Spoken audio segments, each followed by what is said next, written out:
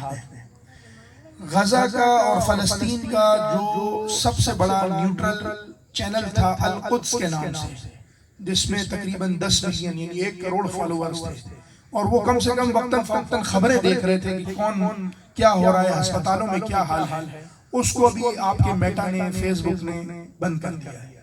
یعنی یہ کمپنیاں انہوں نے لی ہیں، جو اس کے مالکان ہیں وہ یہودی ہیں، اور انہوں نے اپنا ایک مشن بنایا ہوا ہے، اور وہ کھل کر اس میں کوئی آر محسوس نہیں کرتے، وہ کھل کر کہتے ہیں کہ اس کو اپنا حق حاصل ہے، وہ اپنا دفاع کر رہا ہے فلسطینیوں کے لیے آواز اٹھانے میں۔ مسلمانوں کا یعنی جو ارد گرد عرب ممالک ہیں ان کی تعداد تقریباً کوئی 11 کروڑ سے زیادہ ہے، جو صرف قریب قریب ہے، مصر میں ہے، اردن میں ہے، لبنان میں ہے، سعودیہ میں ہے۔ جو ارد گرد مسلمان اور عرب ہیں ان کی تعداد 11 کروڑ ہے، اور یہ 70 سے 80 لاکھ اسرائیلی ہیں۔ تو یعنی آپ یوں سمجھیں کہ 100 یا 150 عرب کے مقابلے میں 7 یا 8 اسرائیلی ہیں۔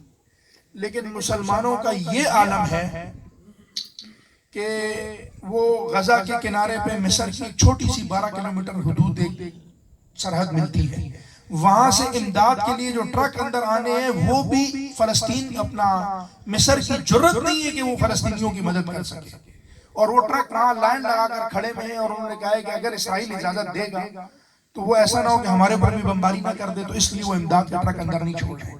یہ عالم ہے مسلمان۔ آپ دیکھ لیں کہ ہم کس پستی میں جا چکے ہیں، اور وہ کیوں؟ وہ ان دونوں چیزوں کو، اس کو بھی چھوڑا اور اہل بیت کو بھی چھوڑا، دونوں کو چھوڑا۔ اور امت کا عالم بھی یہی ہے کہ ایک قوم نے اہل بیت کو پکڑا اور قرآن کو چھوڑ دیا، اور دوسری قوم ایسے تھی کہ انہوں نے قرآن کو تو پکڑا اور اہل بیت کو چھوڑ دیا، دونوں گمراہ ہوئے۔ ایک طرف روافض ہوئے، انہوں نے صرف اہل بیت کو پکڑا اور قرآن کریم کو بالکل ہی نیگلیکٹ کر دیا، تو وہ بھی گمراہ ہو گئے۔ وہ اتنا زیادہ افراط میں بڑھتے چلے گئے کہ وہ بالکل ہی ختم ہو گئے۔ اور دوسری طرف خوارج ہیں، انہوں نے قرآن کریم کو پکڑا، اور جب قرآن کریم کو پکڑا تو سمجھانے والا کوئی نہیں تھا۔ یہ تو قرآن ہے نا، ایک قرآن ناطق بھی ہے، بولتا قرآن ہے۔ جب حضور مولا کائنات کے سامنے صفین میں ایسے مقابل آئے اور قرآن نیزوں پر اٹھائے گئے تو آپ نے فرمایا کہ میں ان کو بچپن سے جانتا ہوں، یہ کتنے قرآن والے ہیں۔ آپ نے فرمایا یہ ہے قرآن ناطق، اپنی طرف اشارہ کیا، میں تمہیں کہہ رہا ہوں یہ بولتا قرآن ہے۔ یعنی وہ جس کی تفہیم مولا علی نے، یعنی وہ خوارج بن گئے۔ پھر ان میں بہت سارے لوگ جو خوارج ہوئے، وہ یہی ان کا حکم تھا کہ الامر الا للہ، وہ اللہ تبارک و تعالیٰ کا ہی حکم چلے گا زمین پر۔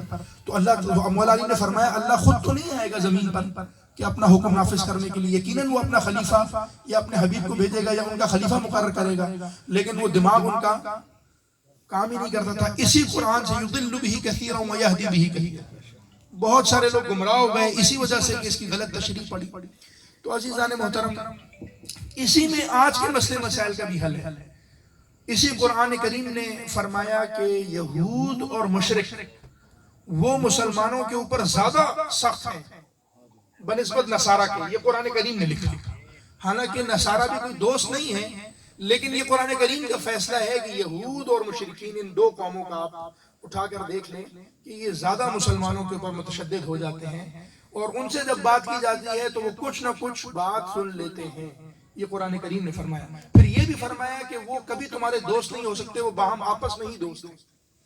عزیزان محترم، یہ جو سلاسل ہمارے چل رہے ہیں، یہ حضور محبوب مرشد کریم کا فیضان ہے۔ آپ نے پورے پاکستان میں یہ قرآن کریم کی بھی تحریک اٹھائی ہے کہ یہ بھی بچوں کو پڑھانا ہے، یہی بچے بھی ناظرہ، پھر آگے چل کے اگر اللہ تعالیٰ نے توفیق دی تو حفظ، اگر حفظ نہ بھی ہو سکا تب بھی تفہیم قرآن کے لیے چھوٹے چھوٹے کورسز بنائے گئے۔ ابھی بھی ایک کورس جو مرکز میں ہو رہا ہے وہ تفہیم قرآن کا، عقائد کا ایک بنیادی کورس، بڑا شارٹ کورس ہے، وہ تیار ہو رہا ہے۔ پھر عالم ہے، پھر طالبات میں لڑکیوں کے لیے بھی یہ ہو رہا ہے کہ تفہیم قرآن، اس کو سمجھے تو صحیح کہ یہ ہے کیا۔